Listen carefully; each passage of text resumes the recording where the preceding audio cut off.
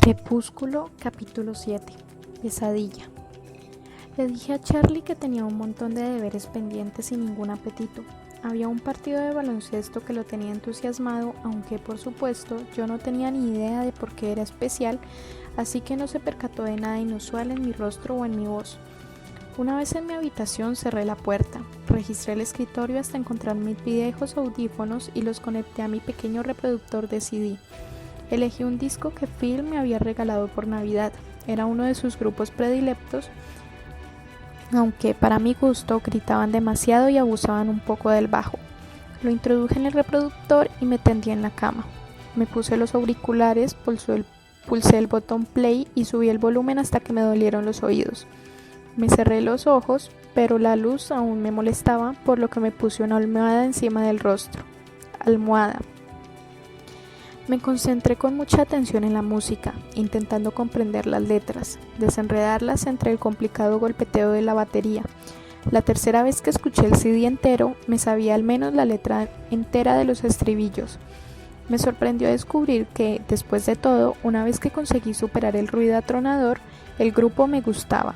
Tenía que volver a darle las gracias a Phil. Y funcionó. Los demoledores golpes me impedían pensar, que era el objetivo final del asunto. Escuché el CD una y otra vez hasta que canté de cabo a rabo todas las canciones y al fin me dormí. Abrí los ojos en un lugar conocido. En un rincón de mi conciencia sabía que estaba soñando. Reconocí el verde fulgor del bosque y oí las olas batiendo las rocas en algún lugar cercano. Sabía que podría ver el sol si encontraba el océano. Intenté seguir el sonido del mar, pero entonces Jacob Black estaba allí. Tiraba de mi mano, haciéndome retroceder hacia la parte más sombría del bosque. «Jacob, ¿qué pasa?», pregunté. Había pánico en su rostro mientras tiraba de mí con todas sus fuerzas para vencer mi resistencia, pero yo no quería entrar en la negrura. «Corre, Bella, tienes que correr», susurró aterrado. «Por aquí, Bella», reconocí la voz que me llamaba desde un lúgubre corazón del bosque. Era la de Mike, aunque no podía verlo. «¿Por qué?», pregunté mientras seguía resistiéndome a la sujeción de Jacob, desesperada por encontrar el sol. Pero Jacob, que de repente convulsionó, soltó mi mano y profirió un grito para luego caer sobre el suelo del bosque oscuro. Se retorció bruscamente sobre la tierra mientras yo lo contemplaba aterrada.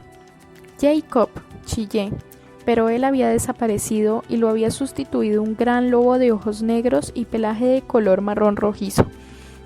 El lobo me dio la espalda y se alejó, encaminándose hacia la costa con el pelo del dorso erizado, gruñendo por lo bajo y enseñando los colmillos.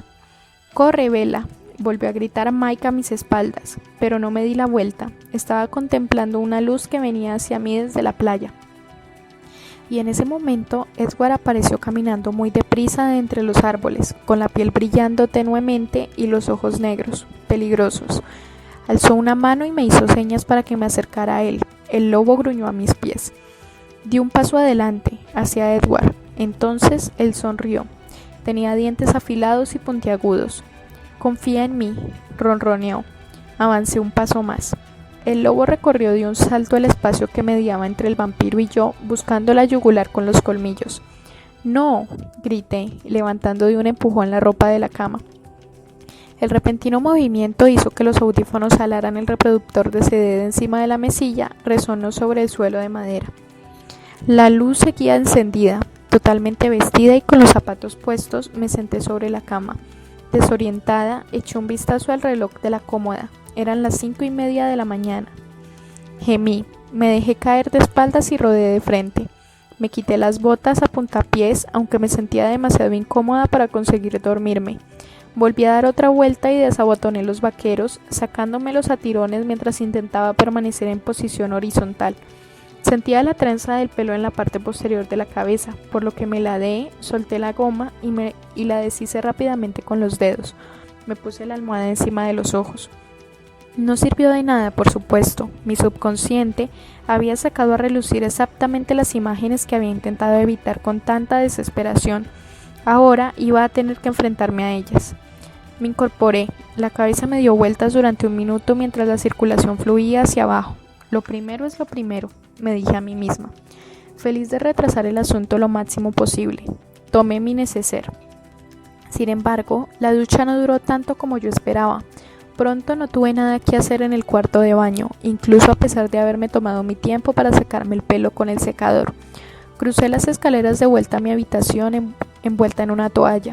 No sabía si Charlie aún dormía o si se había marchado ya. Fui a la ventana a echar un vistazo y vi que el carro patrulla no estaba. Se había ido a pescar otra vez. Me puse lentamente la sudadera más cómoda que tenía y luego arreglé la cama, algo que no hacía jamás. Ya no podía aplazarlo más, por lo que me dirigí al escritorio y encendí el viejo ordenador. Odiaba utilizar internet en Forks. El módem era muy anticuado, tenía un servicio gratuito muy inferior al de Phoenix, de modo que, viendo que tardaba tanto en conectarse, decidí servirme un cuenco de cereales entre tanto. Comí despacio, masticando cada bocado con lentitud. Al terminar, lavé el cuenco y la cuchara, los sequé y los guardé. Arrastré los pies escaleras arriba y lo primero de todo recogí del suelo el reproductor de CD y lo situé en el mismo centro de la mesa. Desconecté los audífonos y los guardé en un cajón del escritorio. Luego volví a poner el mismo disco en un volumen lo bastante bajo para que solo fuera música de fondo. Me volví hacia el ordenador con otro suspiro. La pantalla estaba llena de pop-ups de anuncios y comencé a cerrar todas las ventanitas. Al final me fui a mi buscador favorito, cerré unos cuantos pop-ups más y tecleé una única palabra: vampiro. Fue de una lentitud que me sacó de quicio. Por supuesto, había mucho que averiguar cuando aparecieron los resultados. Todo cuanto concernía a películas, series televisivas, juegos de rol, música underground y compañías de productos cosméticos góticos. Entonces encontré un sitio prometedor: vampiros de la A a la Z. Esperé con impaciencia a que el navegador cargara la página, haciendo clic rápidamente en cada anuncio que surgía en la pantalla para cerrarlo. Finalmente, la pantalla estuvo completa. Era una página simple con fondo blanco y texto negro, de aspecto académico. La página de inicio me recibió con 2 citas. No hay en todo el vasto y oscuro mundo de espectros y demonios ninguna criatura tan terrible, ninguna tan temida y aborrecida, y aún así aureolada por una aterradora fascinación como el vampiro, que en sí mismo no es espectro ni demonio, pero comparte con ellos su naturaleza oscura y posee las misteriosas y terribles cualidades de ambos. Reverendo Montague Summers. Si hay en este mundo un hecho bien avalado, ese es el de los vampiros. No le falta de nada: informes oficiales, declaraciones juradas de personajes famosos, cirujanos, sacerdotes y magistrados. Las pruebas judiciales son de lo más completas y aún así, ¿hay alguien que crea en vampiros? Rossier.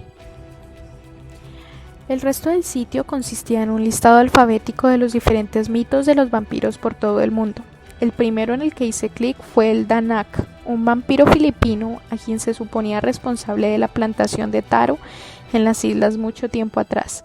El mito aseguraba que los Danak trabajaron con los hombres durante muchos años, pero la colaboración finalizó el día en que una mujer se cortó el dedo y un Danak lamió la herida, ya que disfrutó tanto del sabor de la sangre que la desangró por completo. Leí con atención las descripciones en busca de algo que me resultara familiar, dejando solo lo verosímil. Parecía que la mayoría de los mitos sobre los vampiros se concentraban en reflejar a hermosas mujeres como demonios y a los niños como víctimas. También parecían estructuras creadas para explicar la alta tasa de mortalidad infantil y proporcionar a los hombres una coartada para la infidelidad. En muchas de las historias se mezclaban espíritus incorpóreos y admoniciones contra los entierros realizados incorrectamente. No había mucho que guardar parecido con las películas que había visto, y solo a unos pocos, como el Stree hebreo y el Yupper polaco, les preocupaba el beber sangre. Solo 3 entradas atrajeron de verdad mi atención: el rumano Paracolasi, un poderoso no muerto que podía aparecerse como un hermoso humano de piel pálida; el eslovaco Nelapsi, una criatura de tal fuerza y rapidez que era capaz de masacrar toda una aldea en una sola hora después de la medianoche; y otro más, el Stregoni Benefici. Sobre este último había una única afirmación: Stregone Benefici, vampiro italiano que afirmaba estar del lado del bien, era enemigo mortal de todos los vampiros diabólicos. Aquella pequeña entrada constituía un alivio. Era el único entre cientos de mitos que aseguraba la existencia de vampiros buenos. Sin embargo, en conjunto, había pocos que coincidieran con la historia de Jacob o mis propias observaciones. Había realizado mentalmente un pequeño catálogo y lo comparaba cuidadosamente con cada mito mientras iba leyendo. Velocidad, fuerza, belleza, tez pálida, ojos que cambiaban de color y luego los criterios de Jacob. Bebedores de sangre, enemigos de los hombres lobo, piel fría, inmortalidad. Había muy pocos mitos en los que encajara al menos un factor. Y había otro problema adicional. A raíz de lo que recordaba de las pocas películas de terror que había visto y que se reforzaba con aquellas lecturas, los vampiros no podían salir durante el día porque el sol los quemaría hasta reducirlos a cenizas. Dormían en ataúdes todo el día y solo salían de noche. Exasperada, apagué el botón de encendido del ordenador sin esperar a cerrar el sistema operativo correctamente. Sentí una turbación aplastante a pesar de toda mi irritación. Todo aquello era tan estúpido. Estaba sentada en mi cuarto rastreando información sobre vampiros. ¿Qué era lo que me sucedía? Decidí que la mayor parte de la culpa estaba fuera del umbral de mi puerta, en el pueblo de Forks y, por extensión, en la húmeda península de Olympic. Tenía que salir de la casa, pero no había ningún lugar al que quisiera ir que no implicara conducir durante 3 días. Volví a calzarme las botas sin tener muy claro a dónde dirigirme y bajé las escaleras. Me envolví en mi impermeable sin comprobar qué tiempo hacía y salí por la puerta pisando fuerte. Estaba nublado, pero aún no llovía. Ignoré el carro y empecé a caminar hacia el este, cruzando el patio de la casa de Charlie con dirección al bosque. No transcurrió mucho tiempo antes de que me hubiera adentrado en él lo suficiente para que la casa y la carretera desaparecieran de la vista y el único sonido audible fuera el de mis botas, hundiéndose en la tierra húmeda y los súbitos silbos de los arrendajos. La estrecha franja de un sendero discurría a lo largo del bosque. De lo contrario, no me hubiera arriesgado a vagabundear de aquella manera por mis propios medios, ya que carecía de sentido de la orientación y era perfectamente capaz de perderme en parajes mucho menos alambicados. El sendero se adentraba más y más en el corazón del bosque, incluso puedo aventurar que casi siempre rumbo este. Serpenteaba entre los abetos y las cicutas, entre los tejos y los arces. Tenía leves nociones de los árboles que había a mi alrededor y todo cuanto sabía se lo debía a Charlie, que me había ido enseñando sus nombres desde la ventana del carro patrulla cuando yo era pequeña. A muchos no los identificaba y de otros no estaba del todo segura porque estaban casi cubiertos por parásitos verdes. Seguí el sendero impulsada por mi enfado conmigo misma. Una vez que éste empezó a desaparecer, aflojé el paso. Unas gotas de agua cayeron desde el dosel de ramas de las alturas, pero no estaba segura de si empezaba a llover o si se trataba de los restos de la lluvia del día anterior, acumulada sobre el haz de las hojas y que ahora goteaba lentamente en el suelo. Un árbol caído recientemente, sabía que esto era así porque no estaba totalmente cubierto de musgo, descansaba sobre el tronco de uno de sus hermanos, cuyo resultado era la formación de una especie de banco no muy alto a pocos y seguros pasos del sendero. Llegué hasta él saltando con precaución por encima de los helechos y me senté colocando la chaqueta de modo que estuviera entre el húmedo asiento y mi ropa. Apoyé la cabeza, cubierta por la capucha, contra el árbol vivo. Aquel era el peor lugar al que podía haber acudido. Debería de haberlo sabido, pero ¿a qué otro sitio podía ir? El bosque, de un verde intenso, se parecía demasiado al escenario del sueño de la última noche para alcanzar la paz del espíritu. Ahora que ya no oía el sonido de mis pasos sobre el barro, el silencio era penetrante. Los pájaros también permanecían callados y aumentó la frecuencia de las gotas,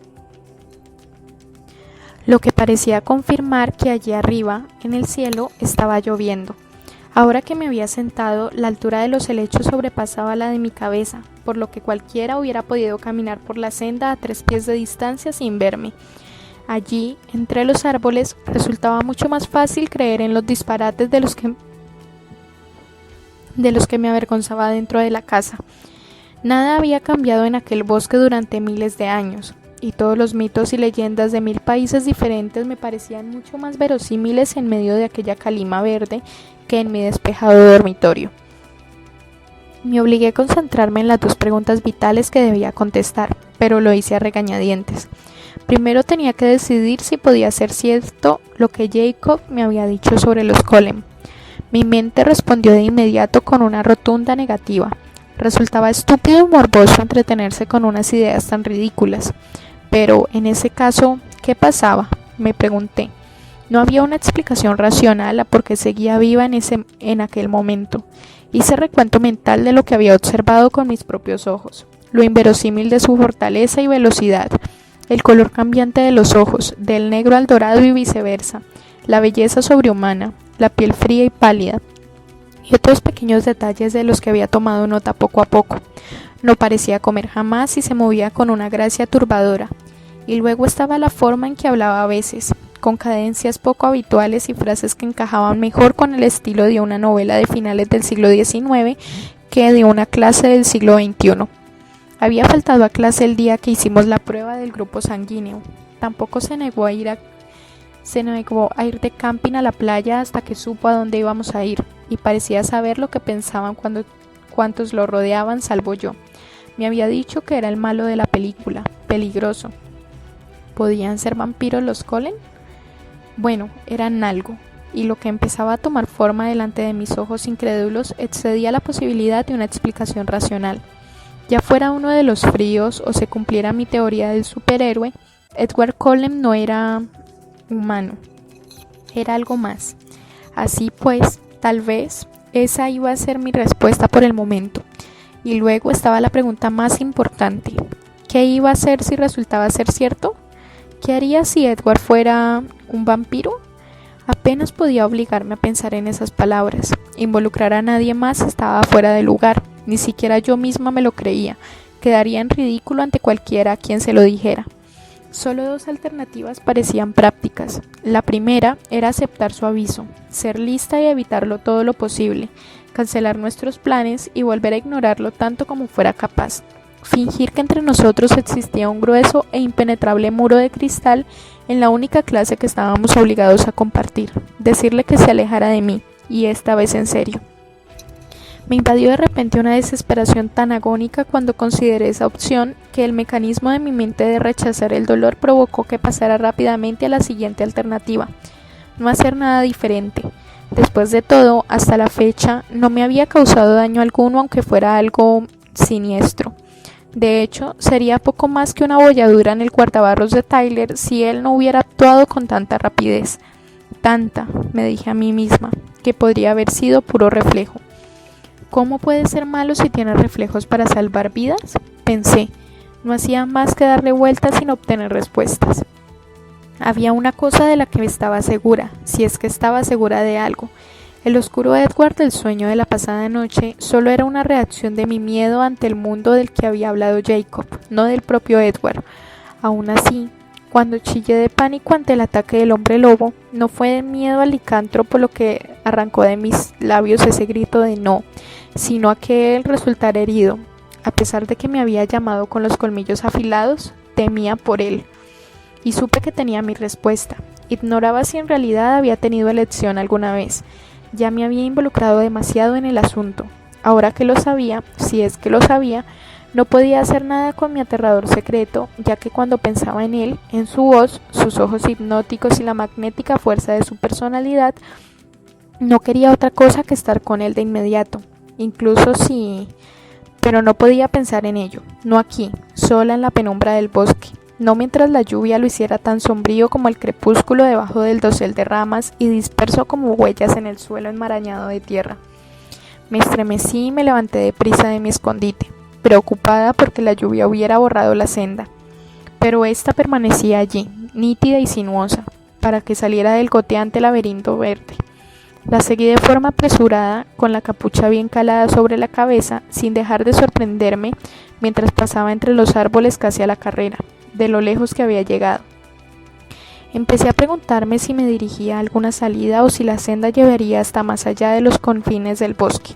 Atisbé algunos claros y a través de la maraña de ramas antes de que me entrara demasiado pánico, y luego oí un carro pasar por la carretera, y allí estaba el jardín de Charlie, que se extendía delante de mí, y la casa, que que me llamaba y me prometía calor y calcetines secos.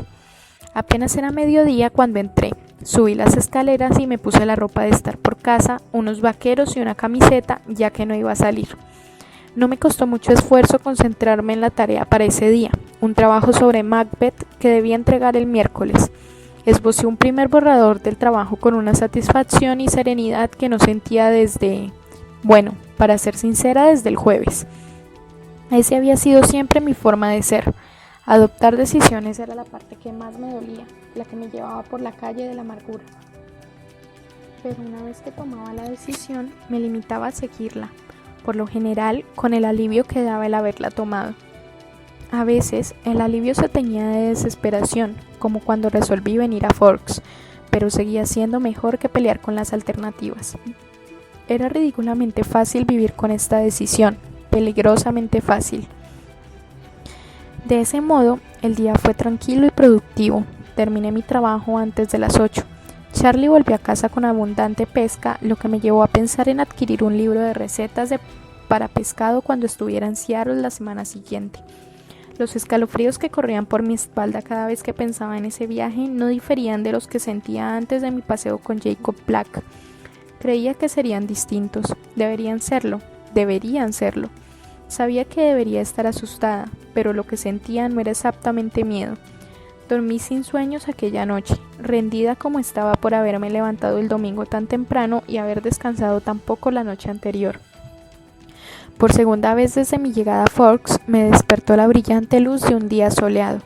Me levanté de un salto y corrí hacia la ventana. Comprobé con asombro que apenas había nubes en el cielo, y las pocas que había solo eran pequeños jirones algodonosos de color blanco que posiblemente no traían lluvia alguna. Abrí la ventana y me sorprendió que se abriera sin ruido ni esfuerzo alguno, a pesar de que no se había abierto en quién sabe cuántos años, y aspiré el aire relativamente seco. Casi hacía calor y apenas soplaba viento. Por mis venas corría la adrenalina.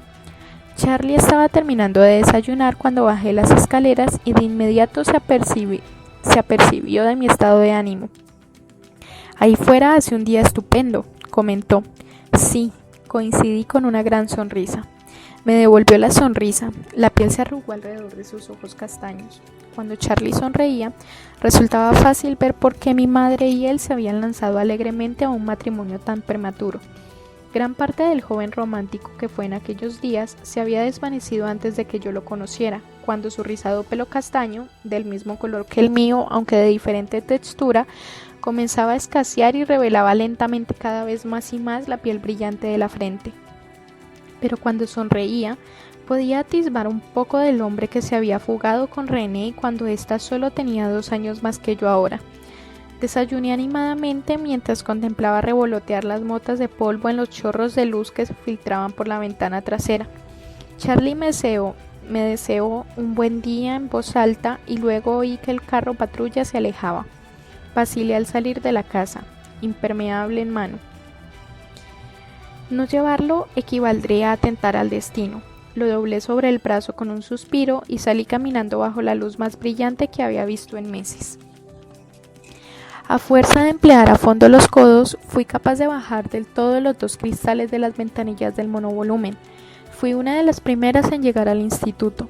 No había comprobado la hora con las prisas de salir al aire libre. Aparqué y me dirigí hacia los bancos del lado sur de la cafetería, que de vez en cuando se usaban para algún picnic. Los bancos estaban todavía un poco húmedos, por lo que me senté sobre el impermeable, contenta de poder darle un uso. Había terminado los deberes, fruto de una escasa vida social, pero había unos cuantos problemas de trigonometría que no estaba segura de haber resuelto bien. Abrí el libro aplicadamente, pero me puse a soñar despierta a la mitad de la revisión del primer problema. Garabateé distraídamente unos bocetos en los márgenes de los deberes. Después de algunos minutos, de repente me percaté de que había dibujado 5 pares de ojos negros que me miraban fijamente desde el folio. Los borré con la goma. «¡Bella!», oí gritar a alguien y parecía la voz de Mike. Al mirar a mi alrededor, comprendí que la escuela se había ido llenando de gente mientras estaba allí sentada distraída.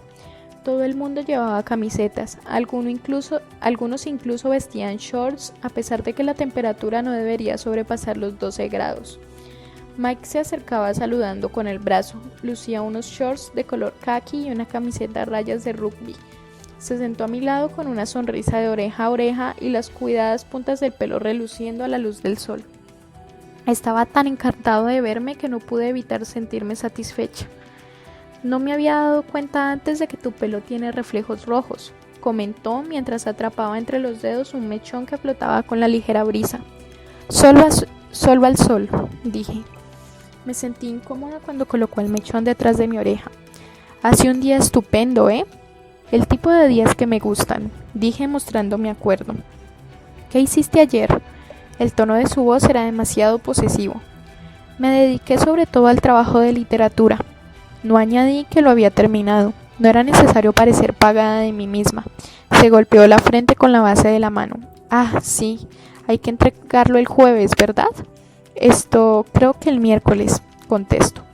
¿El miércoles? Frunció el ceño. Mal asunto. ¿Sobre qué has escrito el tuyo? Acerca de la posible misoginia de Shakespeare en el tratamiento de los personajes femeninos. Me contempló como si le hubiera hablado en chino. Supongo que voy a tener que ponerme a trabajar en eso esta noche, dijo desanimado. Te iba a preguntar si querías salir. Ah, me había pillado con la guardia baja. ¿Por qué ya no podía mantener una conversación agradable con Mike sin que acabara volviéndose incómoda? Bueno, podíamos ir a cenar o algo así. Puedo trabajar más tarde. Me sonrió lleno de esperanza. Mike, odiaba que me pusiera en un aprieto. Creo que no es una buena idea. Se le descompuso el rostro. ¿Por qué? Preguntó con mirada cautelosa. Mis pensamientos volaron hacia Edward, preguntándome si también Mike pensaba lo mismo. Creo, y te voy a dar una buena tunda sin remordimiento alguno como repitas una sola palabra de lo que voy a decir, lo amenacé, que eso heriría los sentimientos de Jessica. Se quedó aturdido. Era obvio que no pensaba en esa dirección de ningún modo. ¿Jessica? ¿De verdad, Mike? ¿Estás ciego? Vaya, exhaló claramente confuso. Aproveché la ventaja para escabullirme. Es hora de entrar a clase y no puedo llegar tarde. Recogí los libros y los introduje en mi mochila. Caminamos en silencio hacia el edificio 3. Mike iba con expresión distraída. Esperaba que, cualesquiera que fueran los pensamientos en los que estuviera inmerso, estos le condujeran en la dirección correcta. Cuando vi a Jessica en trigonometría, desbordaba entusiasmo. Ella, Ángela y Lauren iban a ir de compras a Port Angeles esa tarde para buscar vestidos para el baile y querían que yo también fuera, a pesar de que no necesitaba ninguno. Estaba indecisa. Sería agradable salir del pueblo con algunas amigas, pero Lauren estaría allí y quién sabía qué podía hacer esa tarde. Pero ese era definitivamente el camino erróneo para dejar correr mi imaginación. De modo que le respondí que tal vez, explicándole que primero tenía que hablar con Charlie. No habló de otra cosa que del baile durante todo el trayecto hasta clase de español y continuó como si no hubiera habido interrupción alguna cuando la clase terminó al fin, 5 minutos más tarde de la hora y mientras nos dirigíamos a almorzar. Estaba demasiado perdida en el propio frenesí de mis expectativas como para comprender casi nada de lo que decía. Estaba dolorosamente ávida de ver no solo a Edward, sino a todos los Cullen, con el fin de poder contrastar en ellos las nuevas sospechas que llenaban mi mente. Al cruzar el umbral de la cafetería, sentí deslizarse por la espalda y anidar en mi estómago el primer ramalazo de pánico. ¿Serían capaces de saber lo que pensaba? Luego me sobresaltó un sentimiento distinto. ¿Estaría esperándome Edward para sentarse conmigo otra vez? Fiel a mi costumbre, miré primero hacia la mesa de los Cullen. Un estremecimiento de pánico sacudió mi vientre al percatarme de que estaba vacía. Con menor esperanza, recorrí la cafetería con la mirada, esperando encontrarlo solo, esperándome. El lugar estaba casi lleno. La clase de español nos había retrasado, pero no había rastro de Edward ni de su familia. El desconsuelo hizo mella en mí con una fuerza agobiante. Anduve vacilante detrás de Jessica, sin molestarme en fingir por más tiempo que la escuchaba. Habíamos llegado lo bastante tarde para que todo el mundo se hubiera sentado ya en nuestra mesa. Esquivé la silla vacía junto a Mike a favor de otra al lado de Ángela. Fui vagamente consciente de que Mike ofrecía amablemente la silla a Jessica y de que el rostro de ésta se iluminaba como respuesta. Ángela me hizo unas cuantas preguntas en voz baja sobre el trabajo de Macbeth, a las que respondí con la mayor naturalidad posible mientras me hundía en las espirales de la tristeza. También ella me invitó a acompañarlas por la tarde y ahora acepté, agarrándome a cualquier cosa que me distrajera. Comprendí que me había aferrado al último jirón de esperanza cuando vi el asiento contiguo vacío al entrar en biología y sentí una nueva oleada de desencanto. El resto del día transcurrió lentamente, con desconsuelo. En educación física tuvimos una clase teórica sobre las reglas del bádminton, la siguiente tortura que ponían en mi camino, pero al menos eso significó que pude estar sentada escuchando en lugar de ir dando tumbos por la pista. Lo mejor de todo es que el entrenador no terminó, por lo que tendría otra jornada sin ejercicio al día siguiente. No importaba que me entregaran una raqueta antes de dejarme libre el resto de la clase. Me alegré de abandonar el campus. De esa forma podría poner mala cara y deprimirme antes de salir con Jessica y compañía. Pero apenas había traspasado el umbral de la casa de Charlie, Jessica me telefoneó para cancelar nuestros planes. Intenté mostrarme encantada de que Mike la hubiera invitado a cenar, aunque lo que en realidad me aliviaba era que al fin él parecía que iba a tener éxito, pero ese entusiasmo me sonó falso hasta a mí. Ella reprogramó nuestro viaje de compras a la tarde-noche del día siguiente. Aquello me dejaba con poco que hacer para distraerme. Había pescado en adobo, con una ensalada y pan que había sobrado de la noche anterior, por lo que no quedaba nada que preparar. Me mantuve concentrada en los deberes, pero los terminé a la media hora. Revisé el correo electrónico y leí los mails atrasados de mi madre, que eran cada vez más apremiantes conforme se acercaban a la actualidad. Suspiré y tecleé una rápida respuesta. Mamá, lo siento, he estado fuera, me fui a la playa con algunos amigos y luego tuve que escribir un trabajo para el instituto. Mis excusas eran patéticas, por lo que renuncié a intentar justificarme.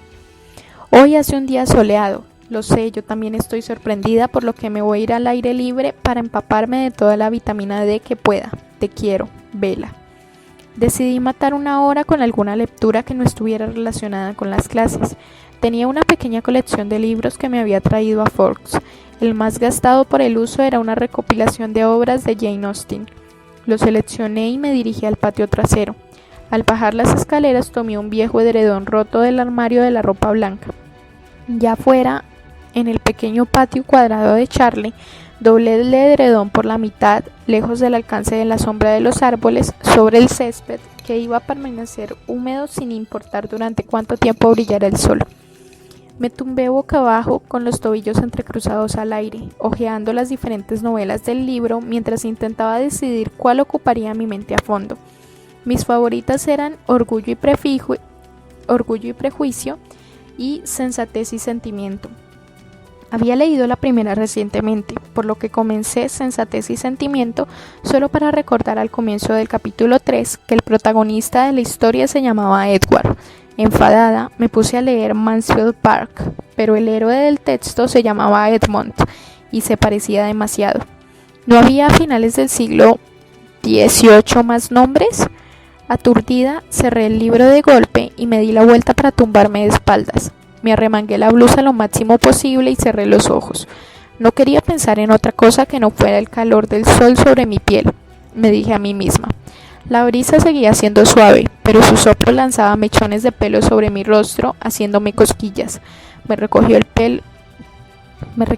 pelo detrás de la cabeza, dejándolo extendido en forma de abanico sobre el edredón, y me concentré de nuevo en el calor que me acariciaba los párpados, los pómulos, la nariz, los labios, los antebrazos, el cuello, y calentaba mi blusa ligera.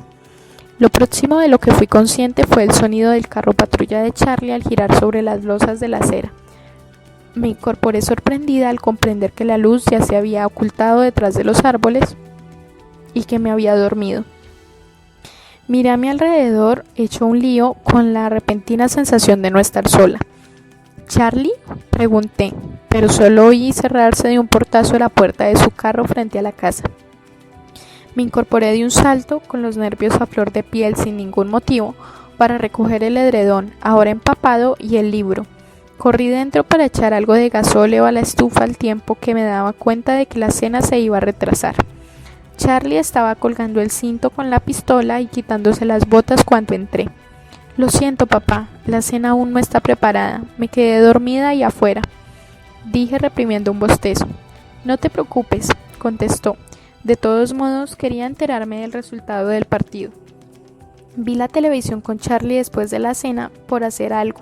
No había ningún programa que quisiera ver, pero él sabía que no me gustaba el baloncesto, por lo que puso una estúpida comedia de situación que no disfrutamos ninguno de los dos.